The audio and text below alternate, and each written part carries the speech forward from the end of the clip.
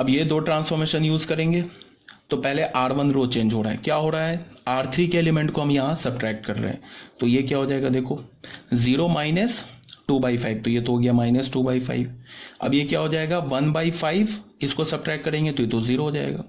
अब देखो इसको है ना सब्ट्रैक्ट यहाँ कर रहे हैं तो ऐड हो जाएगा 1/5 प्लस 2/5, तो ये क्या हो जाएगा 3/5। ठीक है, ये R1 चेंज हो गया। अब R2 पे आ जाओ।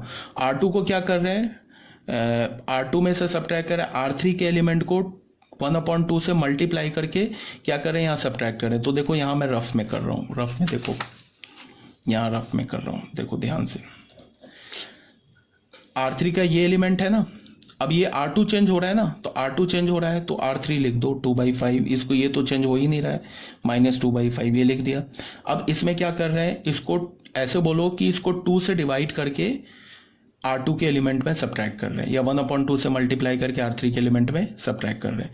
तो क्या हो जाएगा 0 माइनस सब्ट्रैक्ट करेंगे कि इसको 2/5 इंटू 1/2, तो ये क्या हो जाएगा माइनस 1/5, तो ये क्या हो गया माइनस 1/5। ठीक है, अब इसमें आ जाओ। R3 को क्या किया हमने, 3/10 है हमारे पास, इसमें सब्ट्रैक्ट करेंगे किससे, इसको 2 से मल्टीप्लाई करके, ये डिवाइड करके, तो क्या हो जाएगा सब्ट्रैक्ट करेंगे तो 1/5 इंटू 1/2, तो क्या हो जाएगा ये 3/10 माइनस 1/10, ये क्या हो जाएगा 2/10, ये क्या हो जाएगा 1/5, तो ये क्या हो गया 1/5। अब फिर आ जाओ, हमारे पास क्या है माइनस 2/10, इसमें से सब्ट्रैक्ट करना है, क्या करना है माइनस 2/5 को किससे मल्टीप्लाई करके 1/2 से, तो ये 2 कैंसिल हो गया, ये क्या हो गया माइनस 2/10, और ये क्या हो गया, ये माइनस माइनस मिलके हो गया प्लस, और ये क्या हो गया 1/5, तो क्या हो गया -2 प्लस 2 कैंसिल हो गया, तो -2 प्लस 2/10, ये हो गया 0, तो यहाँ क्या हो गया हमारे पास 0। ठीक है, ये हो गया A। अब ये तो ऑब्वियस सी बात है, ये तो हमारा आइडेंटिटी मैट्रिक्स बन गया 0 1 0 0 0 1, तो ये जो मैट्रिक्स हुआ ना ये B मैट्रिक्स हो गया, ये मैट्रिक्स हमारा I बन गया। अब देखो, अब हम क्या लिखेंगे, अब हम क्या बोलेंगे, अब हमारा A इनवर्स निकल गया। A इनवर्स हमारा कौन सा मैट्रिक्स हो गया, B मैट्रिक्स। तो हमारा A इनवर्स क्या हो गया, A इनवर्स हमारे पास क्या मिल गया, A inverse is equal to B, और B मैट्रिक्स क्या है -2/5 0 3/5 -1/5 1/5 0 2/5 1/5 -2/5, ये हमारा आंसर हो गया। अब अगर तुम्हारे पास ये आंसर सही है, इसको कंफर्म करने के लिए क्या करोगे, अगर तुम्हारे पास एग्जाम में टाइम है तो ये इसको जो गिवन मैट्रिक्स है ना, ये तो A इनवर्स आ गया, जो गिवन मैट्रिक्स A है उससे मल्टीप्लाई करके देख लेना, अगर आइडेंटिटी मैट्रिक्स आ गया तो इसका मतलब आंसर हमारा करेक्ट है, नहीं आया तो इनकरेक्ट है। ठीक है, तो ये अभी मैंने जो सॉल्व किया ना, किस मेथड से सॉल्व किया, by using elementary row transformation, अभी कॉलम ट्रांसफॉर्मेशन नहीं यूज किया है। ठीक है, तो ये हमारा क्या हो गया, सॉरी दिस इज, ये हमारा रो ट्रांसफॉर्मेशन है, देख लो आंसर क्या आया हमारे पास। आंसर इज सेम आया है, -2/5 0 3/5 -1/5 1/5 0। ठीक है, तो ये हमारा क्या हुआ, बाय यूजिंग रो ट्रांसफॉर्मेशन। ठीक है, हमने रो ट्रांसफॉर्मेशन से यूज करके आंसर निकाल लिया। अब आ जाते हैं बच्चों method number 2, by using elementary column transformation. ठीक है,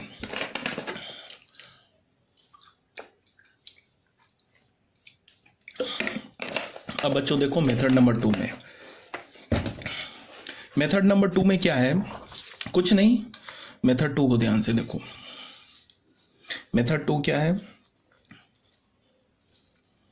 method 2 by using elementary column transformation.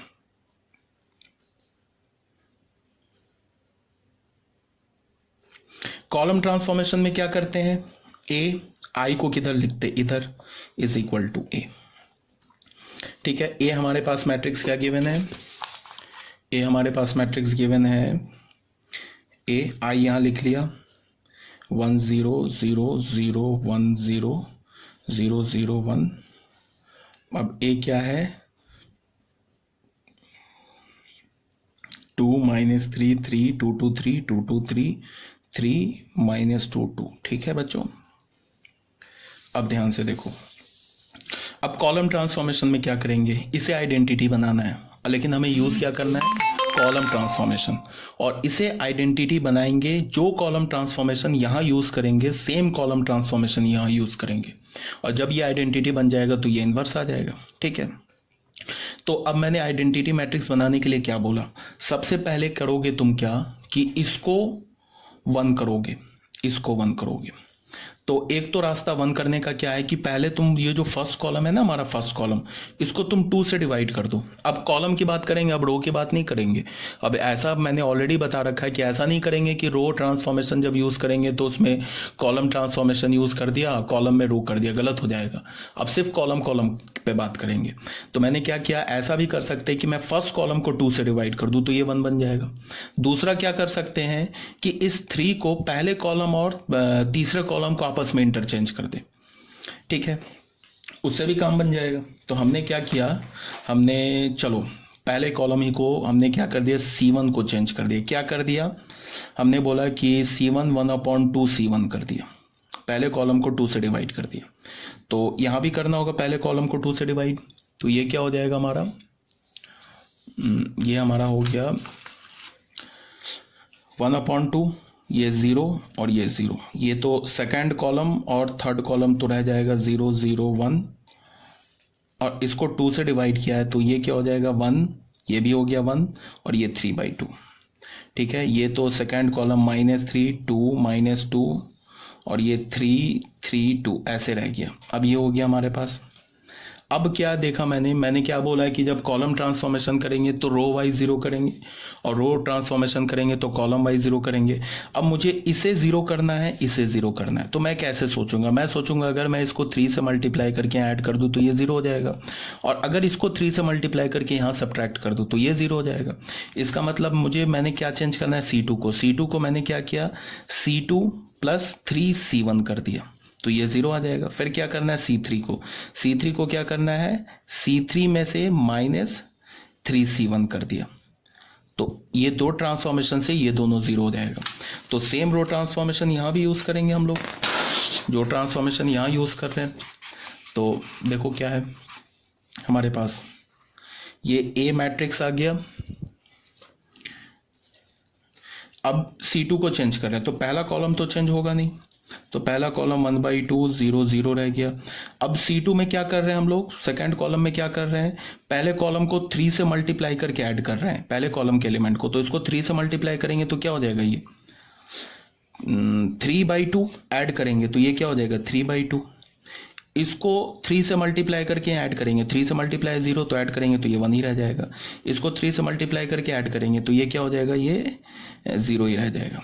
अब क्या करेंगे, थर्ड कॉलम के लिए क्या कर रहे हैं, इसको 3 से मल्टीप्लाई करके यहाँ थर्ड कॉलम के एलिमेंट से सब्ट्रैक्ट कर रहे हैं, तो 0 ये क्या हो जाएगा -3/2।